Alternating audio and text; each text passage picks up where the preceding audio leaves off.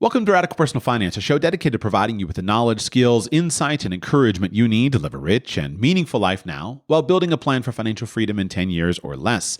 My name is Joshua Sheets, and today I want to kick off a new series where I'm going to talk to you about financial goal setting. Mostly, I'm going to be sharing with you a menu of ideas for your goals that you may be interested in choosing among.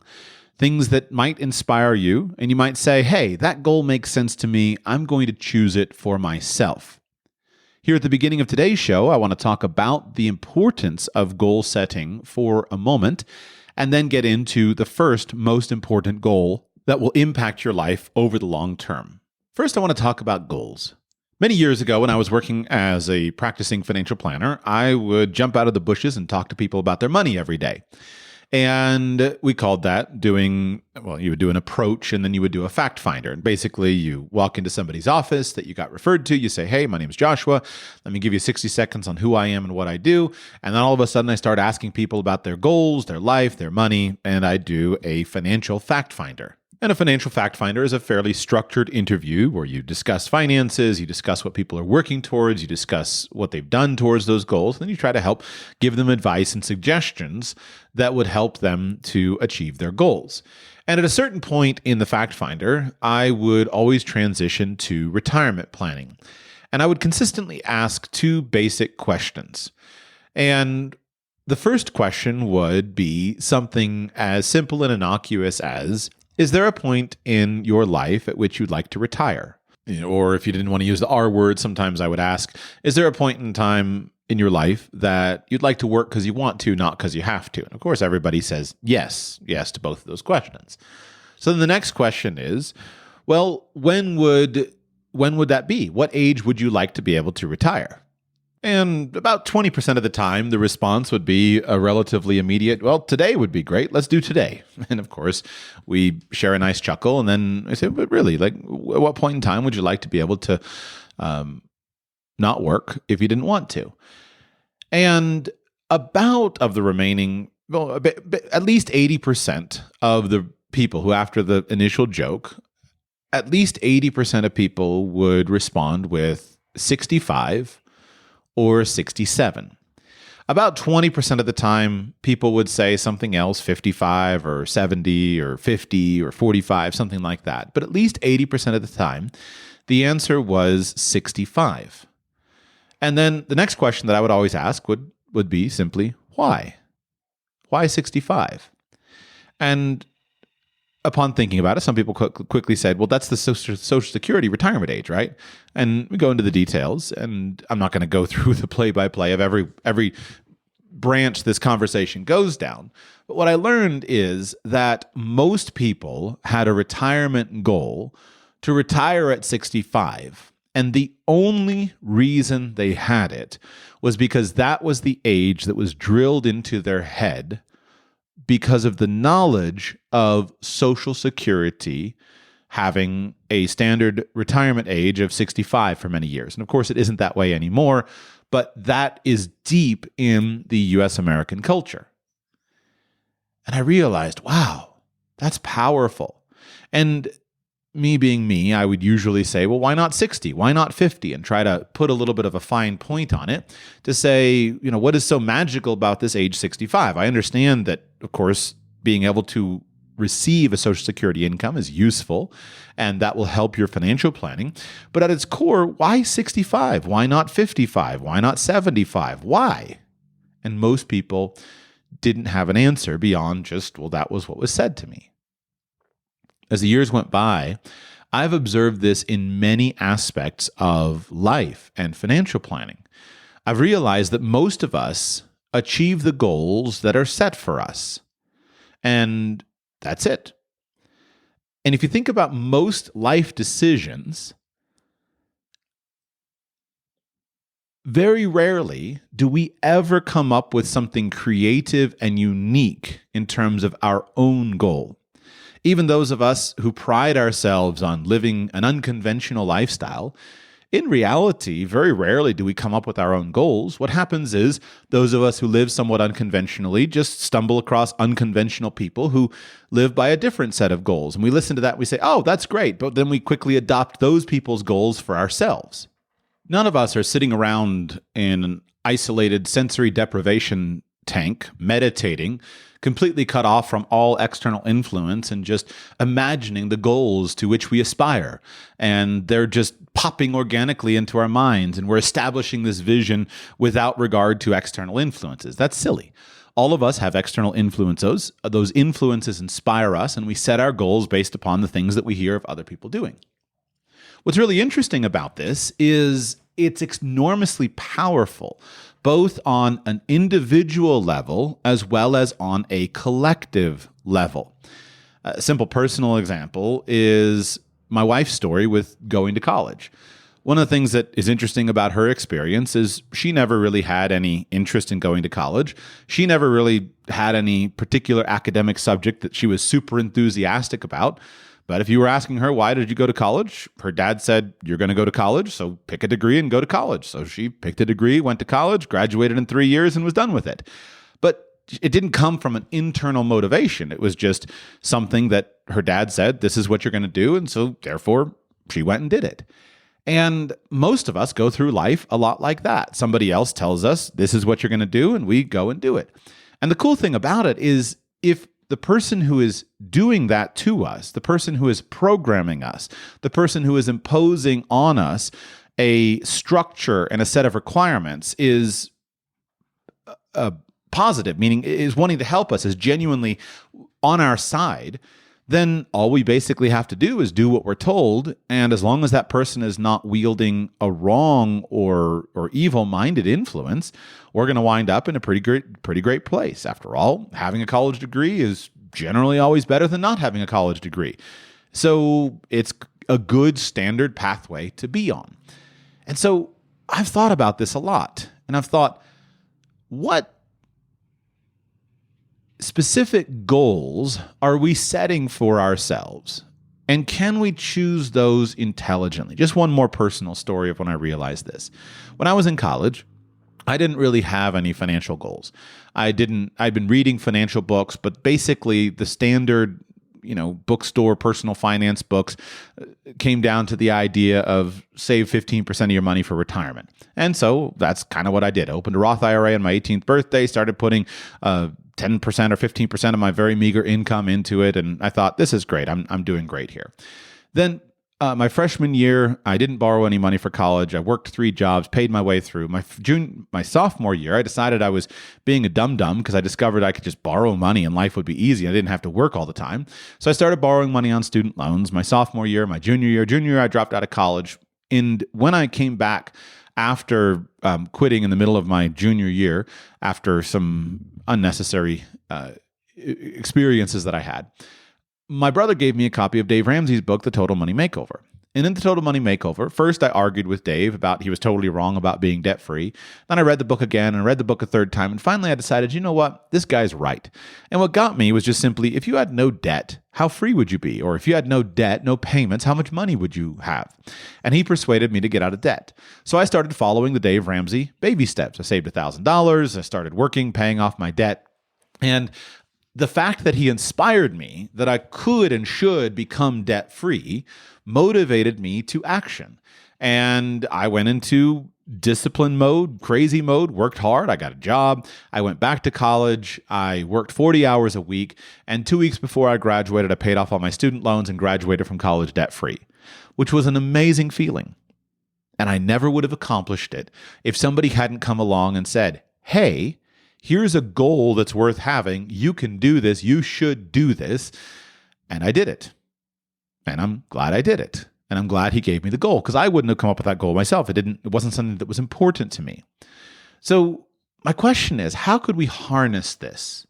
How could we intentionally manipulate ourselves and those around us, again, with positive intention, but how can we manipulate ourselves and those around us with goal setting so that people could have an idea of what's possible? And then by having an idea of what's possible, they're more motivated to go after it. And I see this same need expanding around our society. We need this kind of work not only in our own individual lives and individual families, but we need to do this as a society. I remember for years I just absorbed. I can't identify any particular influence other than the culture that I grew up in. My parents never said to me, "You have to go to college." College was considered generally a positive thing. And no one ever said to me, "You have to get married." But I remember in my mind, I had the checklist as a young man. I had the checklist to say I should go to college. At the time, basically, the reason I went to college was, in my opinion, only losers didn't go to college, and I'm not a loser, so I'll go to college. I'll go to college. I'll get married. I'll get a dog. I'll buy a house. I'll get a job, and that's my checklist. That's what I do. And I did all those things. And I remember when I did the last one of those, I felt like, wow, I did the checklist. This was great. Now, it wasn't ultimately fulfilling because there was still more. Things could change. But I'm really glad I did those things. They moved me in a dramatically better direction because there was this cultural expectation of the checklist as compared to friends of mine who skipped various of those steps. And today, I'm grateful that I had that basic cultural checklist as a young man to get a job, go to college, get married, have a child, get a dog, do all the stuff. And I think that it's a really good default set of choices, a good default set of options. Now, I've not been one who has wanted to impose those goals on other people. I've always been one who wants to affirm, hey, listen, man, you do you. Let's talk about the individuality and the uniqueness of your life. But what I've realized is most of us aren't cut out for that kind of thinking. Most of us aren't cut out for that individuality.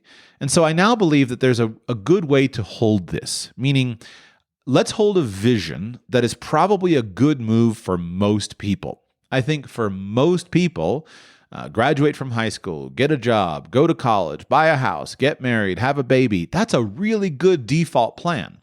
Now, it's certainly also true that for this particular man here or this particular woman here, that's not a good plan. And so if so-and-so starts to articulate the reasons that, you know what, I'm not going to go down this path. I'm going to drop out of college because I'm going to go and start a company. All right, well, there's a good path for that. Or I'm not going to get married. I'm going to go overseas and risk my life fighting as a foreign mercenary or being a missionary or something like that. Okay, well, that's a reasonable pathway to go down for whatever reason. But a number of years ago, I realized I've spent so much of my time thinking about the 20% of the 20% that need a customized plan and a customized everything is unique, that I've missed out on the 80%. I've missed out on the value of the 80% for most people. And so I've spent a time for years now thinking about what would be those basic actions that are certainly going to be appropriate for the 80%. And those things that I think everybody should do, and you will not regret doing them. If you do them, you're not going to regret it because you're going to, even if you change your plan down the road and you want to do something different, then you're going to be in pretty good shape. And this means that we need to avoid extremism because a lot of times extremism commits us to a pathway that can't be changed in the future. But we still want to bring in some aggression. Like we don't want to just be totally mundane and totally vanilla because that's not inspiring. So I think what I'm trying to do is create ideas that are inspiring, meaning they're aggressive, there's power behind them, but not to commit people to things that can't be changed. I'm not intending these things to be crazy. I'm intending these things to be real, achievable and real. And what I'm going to do is I'm going to break these goals apart into a fairly long-running series. I'm going to articulate the concept. I'm going to make the argument for it and try to do it fairly straightforwardly. And then my hope is that you'll take just that one idea and you'll think about it. And perhaps you'll talk about it with others. You might talk about it with your children or with your brother or something like that. And then choose among these goals of the things that are useful to you. Now, the first few are going to be a little bit normal and mundane, but I don't want to, I like completeness. And so I think of the youngest of people. I think of the 16-year-old listening to my show. And I want to talk about even the basic things, even though they're not going to be inspiring. So there'll be more of the aggressive things down the road. But I want to begin today with step number 1. The single most important goal that you can set, that you can achieve early in your life, that will have the biggest long-term impact on your lifetime of finances, is to get a job. If you're a young man or a young woman and you're listening to this podcast and you have no money because you've never earned money, someone around you has always taken care of everything for you, your first and primary goal is to get a job. To get any job. Now, later I'll talk about options of the kinds of jobs that you should look for. But if you are currently unemployed, the first most important thing for you to change your financial life is to create income. And the most straightforward way to create income is to get a job, to go and work for someone else, to go and create an arrangement whereby you show up, you do what your boss tells you to do, and he gives you money in exchange for that arrangement. It's a great way to get rich. It's a great way to be able to eat food today, to be able to have a house to live in. Sounds silly. It's not. And getting a job, the whole process of getting a job, is going to involve a whole bunch of other sub-skills that need to be mastered and need to be fairly comfortable for you in the long run.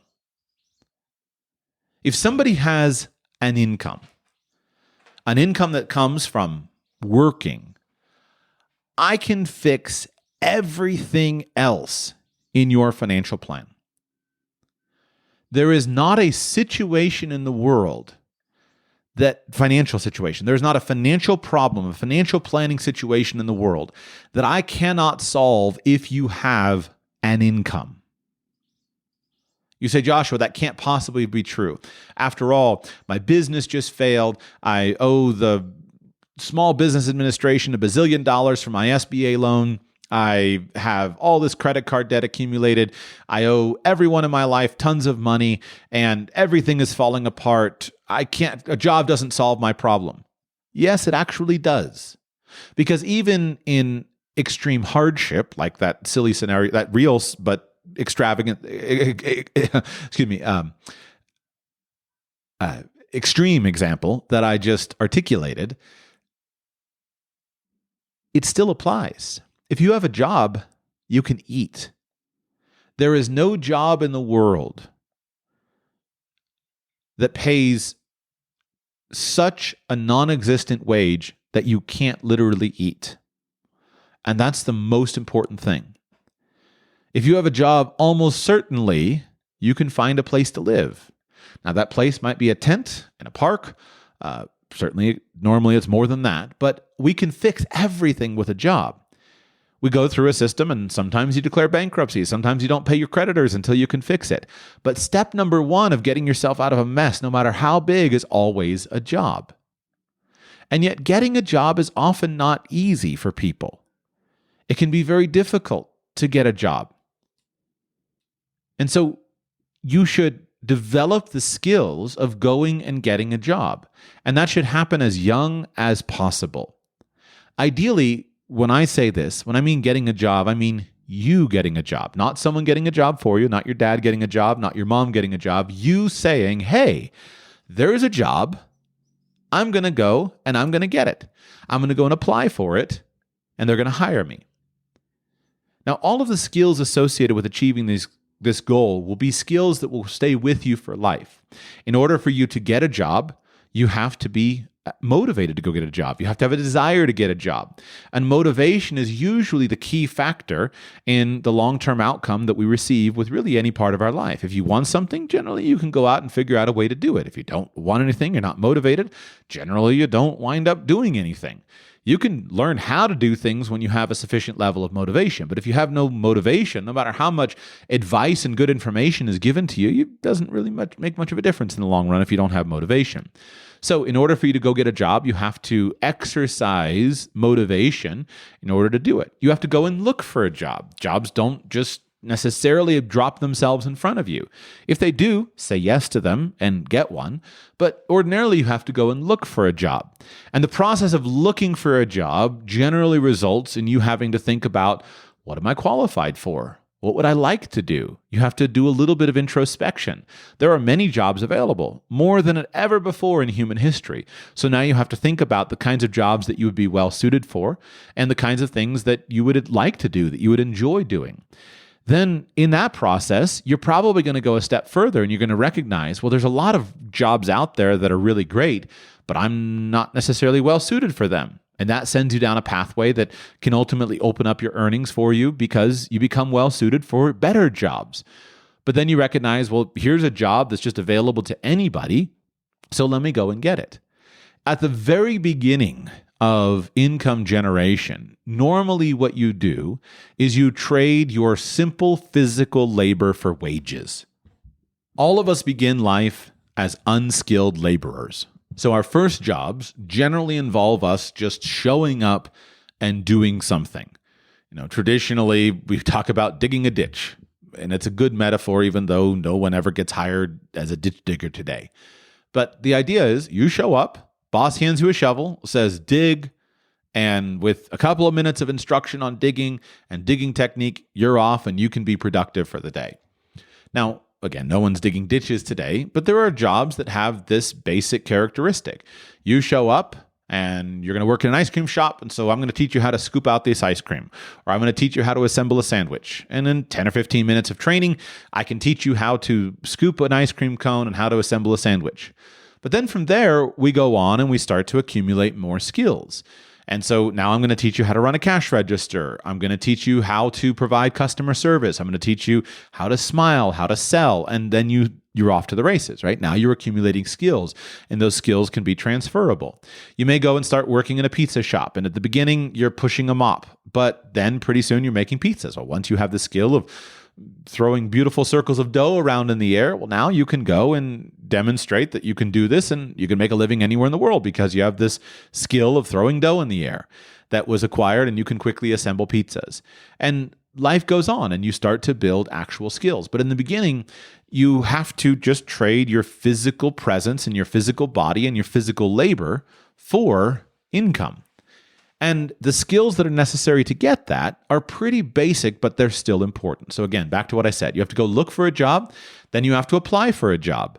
Ordinarily, this is going to involve some kind of interview process. So here, yet again, we have the most basic of skills. Some jobs you can be hired without the ability to read and write, but at least in most of our economies, the ability to fill in a job application with some basic biographical details is the bare standard of getting a job. So if you can't do that, you have to build and develop the ability to do that, to fill in an application. Then you have an interview skill. So you have to have some basic ability to speak to another human being, to articulate who you are, what your background is. You need to have something of a reasonably clean background. So being a criminal generally makes it very hard to be hired. Being accused of certain kinds of crimes makes it very hard to get hired. And so there's a basic level of social skills that you need to develop and practice, and a basic level of self-confidence that needs to be developed and exercised. Again, I know it sounds silly and ridiculous, but it's important and it's real. And so you can be a teenager or a young 20s or whatever it is, and the act of going and getting your first job is something that will represent the foundation of all of the skills that you need for your entire lifetime. Now, a couple of additional points to just give a little texture to this simplest and most basic of financial goals that every person should have. First, for those of you who are older and yet trying to figure out how to adjust your financial situation, if you don't today have a job, and if you need money, your first goal should be to get a job rather than focusing on getting the perfect job. A little bit of texture here. Many times, the best jobs, the highest paying jobs, take a very long time to find and create. If you just got laid off as the CEO of a Fortune 100 company, it's very unlikely that tomorrow you can go and get hired again as the CEO of another Fortune 100 company. That's very unlikely. Usually, as you go up higher in corporations and you get bigger and fancier jobs, it becomes much more difficult to get that job, that level of job back. Think about it. Let's say you get the job of President of the United States, and then you get fired after 4 years. It's not so easy to go and get that job back again. It takes quite a little time, and there's a pretty decent chance you're not going to get it back again at all. So it takes time to find those really great jobs. If you're a laborer, a day laborer, and you're just working with your physical body, and you get fired today, well, you could probably show up on another job site with a different boss tomorrow and start over again and probably get hired with a day's test. So when you're at the lower end of the employment scale, you can get hired pretty quickly. So if you just you lost a big fancy job and you've got money in the bank and you've got plenty of runway, I'm not saying just go and take whatever job. No, be intelligent. What I am saying though is if you need money, it's almost always easier for you to get hired from an okay job to a better job than to get hired from no job to a better job. Not always. There could be strategic reasons that doesn't work, where people ask questions and wait a second, you're doing what?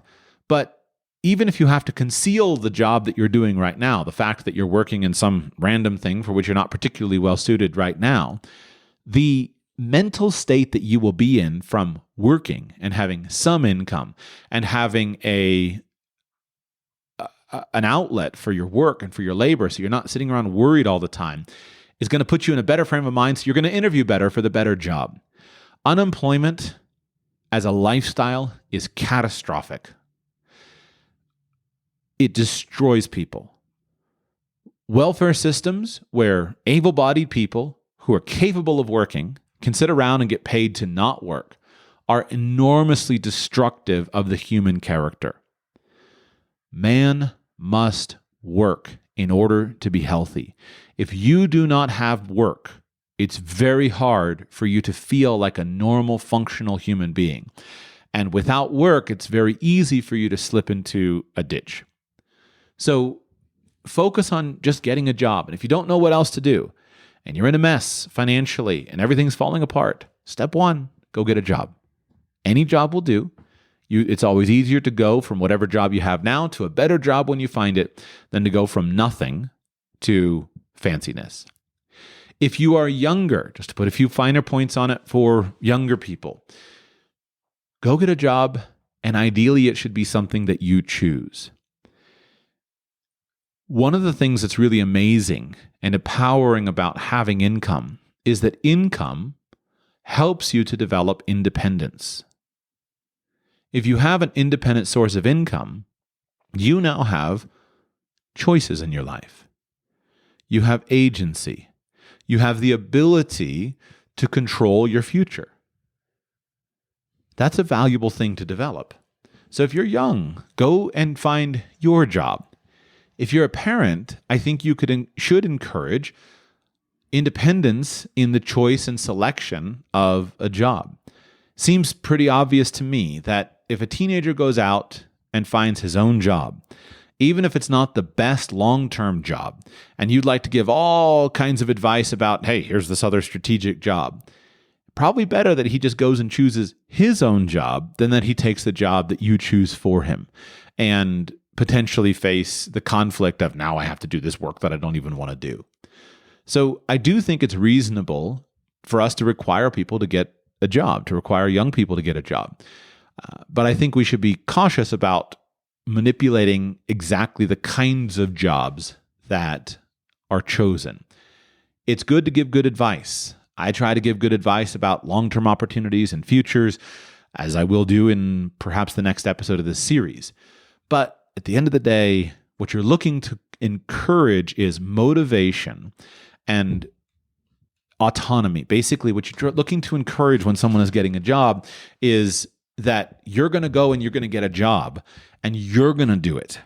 And when somebody gets used to doing what he or she wants to do and that can feed the motivation muscle. And motivation is a skill. It's a muscle that can be strengthened. It's a skill that can be increased, just like everything else. Motivation is not an innate trait that some people are born motivated and some people are born unmotivated. Nonsense.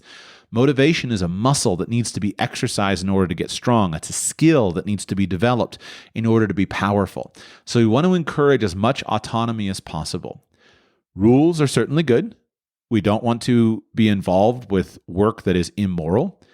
The only thing that is worse than no job is an immoral job. An immoral job is something that is harmful to society rather than helpful. So you should not work in jobs or for businesses or for companies of anything that is harmful to society, anything that is deleterious to society, anything that is injuring your neighbor. Beyond that, any work that you can do is honorable. It doesn't matter how fancy it is or not fancy. It doesn't matter how much education you need or don't need. I will honor you for doing honest work that is productive and helpful to society. And you can find meaning in that. So we want to encourage teens to go and get a job. We want to encourage them to do it themselves and to exercise agency over the specific choices that they make. And we want to provide good coaching as to, hey, certain jobs would provide these strategic benefits, other jobs would provide those strategic benefits, but we want to encourage motivation and actually going through the process yourself. You want to take and drop your child off for his interview. You don't want to walk in and hold his hand through the interview. You want to encourage motivation and actually going and doing it. That's more important as a basic skill that needs to be developed than any particular thing that comes from any particular job. One more piece of advice. Just because you have a job doesn't mean you need to keep having that job. There was a day and age in the American society that I know well, in which people spent a lot of time thinking about keeping a job for a significant amount of time. And that was probably a good thing because we wanted to encourage steadiness and consistency. And, we didn't want to encourage shiftiness or shiftlessness of people just changing all the time. But most of that world is dead and gone. You still want to be thoughtful that you're not just a constant job changer. If somebody brings you a resume and every 3 months for the last 12 years, this 30-year-old man has changed jobs, that's probably a signal that you should dig into more. But if you're a teenager, or if you're a young man or woman who is working the first things that you're doing, there is nothing wrong with taking a job, working at it for a month, and then leaving. There's nothing wrong with taking a job, working at it for 6 months, and then leaving. And if you're 30 years old and you've been in a job for a couple of years and you realize, or a couple of months, doesn't matter, but you realize, hey, this is probably not going to be for me for the long term, that's fine. You can leave. Don't think that what you're doing now is what you have to do forever. Some of my own best and most important experiences of my life in work have come from jobs that were very short-lived. You don't need a long amount of time in certain jobs to learn a lot from them. So don't be scared to change. And it's perfectly fine if you're 16 years old and you've got a summer job and you're a month into it and this summer job isn't working out, well, go get another job. Totally fine. And a summer job is a great time horizon to have. You don't need to plan to be for 5 years in this thing that you just got a job in. It's fine. And in fact, for the purposes here, the ability to go and get multiple jobs increases the benefits of everything that I'm saying about getting a job. You want to have the confidence that comes from having gotten yourself hired multiple times to know that I can go and get myself hired in the future multiple times if I need to. That's something that's really valuable. And it's something that if you just had one job that you had when you were 15 and you had that job for 7 years and you're 22 and now you're stuck because that company closed, you're going to have not very much confidence. But if you've gotten yourself hired 8 times from 15 to 22, you're going to have much more confidence about your ability to go and get a job anywhere in the world, anytime, in various industries, and you're going to learn things along the way from all of those experiences. It's extremely valuable. Also, when you are analyzing your life and your lifestyle, There are certain times in your life that having a job is genuinely limiting on other of your activities. For example, earlier in the show, I recounted my own experience when I was in college, and I had 3 jobs my freshman year. Looking back on it, strategically, I would not do that over again. What I would have done is gotten more scholarships, so I didn't have to have a job, so I could take advantage of other opportunities of unpaid work, of internships, and everything associated with that, so that I could have advanced strategically in a career rather than just doing random jobs to make money to pay for tuition. So there are times like that where strategically it makes sense for you to really focus in on your academics or really focus in on a project. But don't be too quick to jump that way. What I've observed, especially for the young, and young here is a term I'm using very inclusively, there's a tendency to think that the job is the problem, when in reality the job can easily be managed with everything else. Remember this, you have 168 hours in your week. In general, I think you should always prioritize sleeping as much as your body is physically capable of sleeping. That's important for good health, for growing, etc. So let's assume that you're sleeping 8 hours a night. That would be 56 hours per week, or 10 hours a night would be 70 hours per week. If you're sleeping 8 hours a night, that leaves you with 112 waking hours to allocate each and every week. 112 hours. If you're sleeping 10 hours per night, that leaves you with 98 hours every single week of wake time that you can allocate. Now, when you compare 98 or 112 hours to the amount of time taken by most jobs, what you realize is you probably can do the job and everything else in your life that you want to. If you've got 112 waking hours to allocate and you work 40 hours a week, that leaves you with 72 hours left over to allocate. Let's say you take a day off a week and have a Sabbath rest. All right? Well, that still leaves you with 72 minus 16 would be 58, 56. By the way, I'm really good at math. I just feel this enormous pressure when I have to do it in front of people and my brain freezes up. So I need to practice it in the future, but that's why I always mess up on simple and obvious things. You have huge amounts of time available to you. Huge amounts of time. Take advantage of it. You can do all of the above generally if you are good at budgeting your time. And this is one of the big benefits of having a job. A job gives you a structure to your life, and it helps you to start to create a time budget, to allocate your time. Now, I'm not making this all about me, but I'm sharing from my personal experience. Earlier, I shared my story of deciding to get out of debt. The way that I got out of debt was I got a job. And at first, at that period of time, what had happened is I got in a fight with my dean of my business school because I wanted to study abroad for 3 semesters and he said no. So I dropped out of school. And at the time I got a job and I was working on a tree farm. And I was basically managing a tree farm where we grew trees and sold them. And it was a good job for the time because it was a job I got with a phone call. I needed work. I dropped out of school. I needed work, picked up the phone, called a former boss of mine, had a job by the end of the day. Did it for a couple of months. The problem was I was up at 5 o'clock in the morning, which was difficult for me as a 20-year-old guy who was going to bed too late. And we worked from 7 to 5 every day. So that was, so maybe I was getting up at 6. 7 to 5 was kind of our standard day, 6 days a week. And I wasn't making very much per hour. So I felt like I was working all the time and not making very much per hour, but I was making progress, but it just didn't leave a lot of extra time.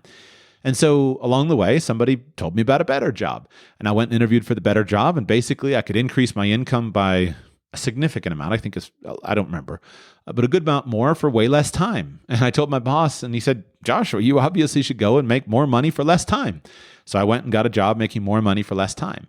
And then ultimately, I went back to school. And so for my senior year, I asked my company, I was working a standard 9 to 5 office hour schedule. But I asked my boss, I said, listen, can I change my work hours and I'll come in on varied work hours for classes so I can work around my classes.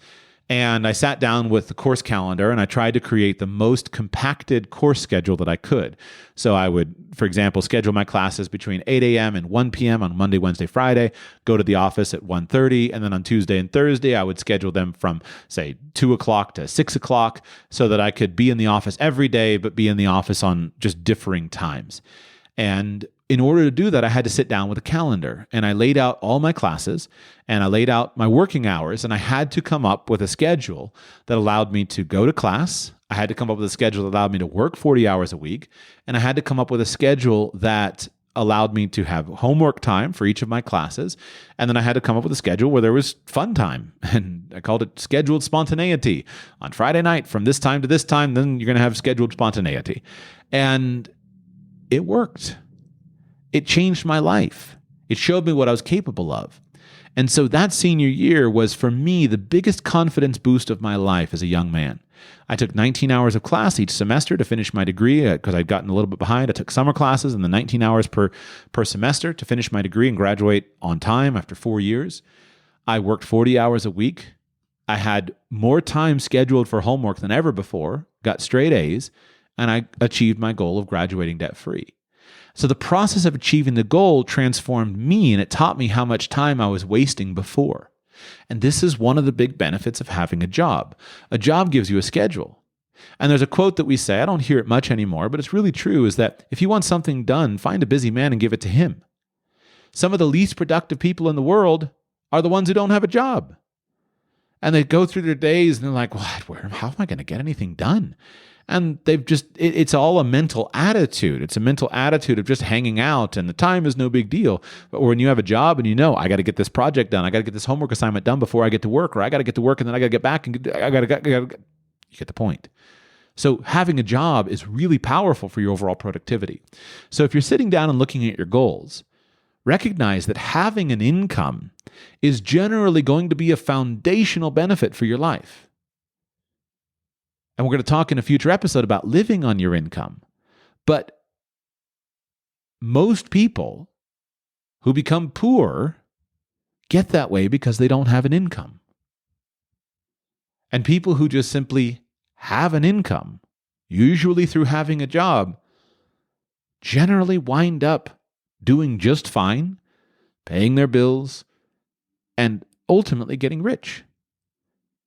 And it's all based upon this simple thing of having a job. I promise you, as a financial planner, whenever I get into somebody who gets into a financial mess, oh, I'm deeply in debt, I don't have any money, almost always the root cause was not having a job. Sometimes for circumstances outside of a person's control, sometimes based upon personal decisions that person makes. Doesn't matter the cause. What I'm trying to drill deeply into your brain is this.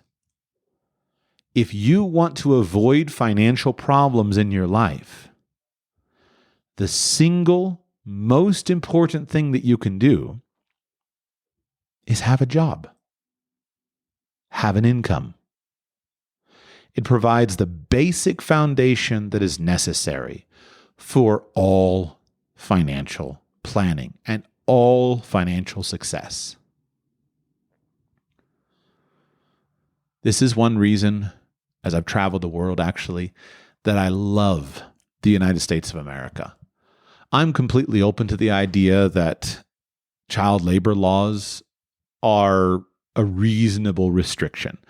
I don't know anybody that wants to go and put an 8-year-old into a coal mine. None of us want to do that. I do find them very inconvenient, meaning child labor laws. I do find them very inconvenient because I think that it's useful for people to have the opportunity of work. But it seems fine to me. I'll happily send my, an 8-year-old or a 10-year-old to a friend to do casual labor. But it seems I'm okay with child labor laws. What I'm not okay with is laws that restrict people who are teens from having a job. There's one thing that I appreciate about the United States, because it's not the same in many parts of the world. In the United States, you reach about 13, you can pretty well get most jobs with some basic restrictions around school hours, things like that. And those seem like reasonable restrictions to me. When you get to about 14, 15, 16, you're fully employable. And it's one of the best things about the American culture is that not only is it legally possible for you to get a job in your teenage years, but it's culturally normal and culturally encouraged. And it's a wonderful aspect of the American culture. So if you're an American listener, be grateful for that. And if you're an American parent, be grateful for that. And if you're not an American and you face other things, be grateful for the internet where you can get a lot of jobs and get around the, the wage laws. But just recognize getting a job, that is the foundational thing for your long-term success. So go get one, get good at getting jobs, get good at getting hired. It's a powerful cornerstone of your skill base that will see you through for the long term. And if you're in a mess and there's a specific reason why you can't get a job, then you've got to find a solution to that.